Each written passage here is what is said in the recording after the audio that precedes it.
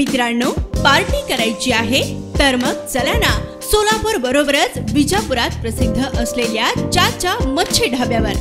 चाचा मच्छी ढाबा, विजापूर रोड, टाकळी, सोलापूर। संपर्क 9765 066 495।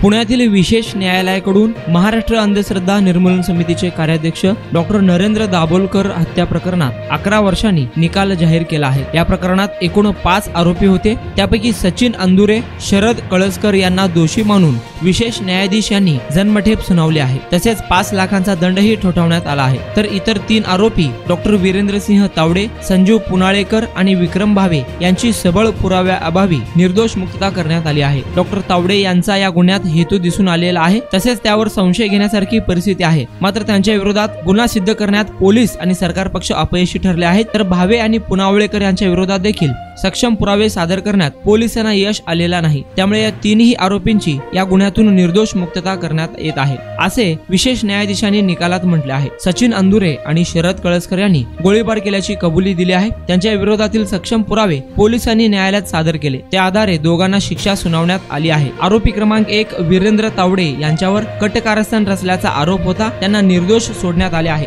आरोपी संजीव पुनाळेकर यांनी मारेकऱ्यांना शस्त्र नष्ट करण्याचा सल्ला दिला होता, त्यांनाही निर्दोष मुक्त केले आहे। विक्रम भावे यांनाही निर्दोष मुक्त करण्यात आले आहे। आरोपी क्रमांक 2 आणि 3 अनुक्रमे शरद कळसकर आणि सचिन अंदुरे यांना भारतीय दंडविधान कलम 302 आणि 34 खाली दोषी ठरविले गेले आहे। त्यांना जन्मठेपेची शिक्षा सुनावण्यात आली असून 5 लाखांचा दंड ठोठावण्यात आला आहे। दंड न भरल्यास 1 वर्षाच्या कारावासाची शिक्षा आणखीन वाढवणार आहे, अशी माहिती सरकारी वकिलांनी दिली आहे। डॉक्टर नरेंद्र दाभोलकर यांची पुण्यातील ओंकारेश्वर मंदिराजवळील महर्षी विठ्ठल रामजी शिंदे पुलावर 20 ऑगस्ट 2013 रोजी सकाळी 7:15च्या सुमारास पिस्तुलातून गोळ्या झाडून हत्या करण्यात आली होती। त्या घटनेचा निकाल आज लागला आहे।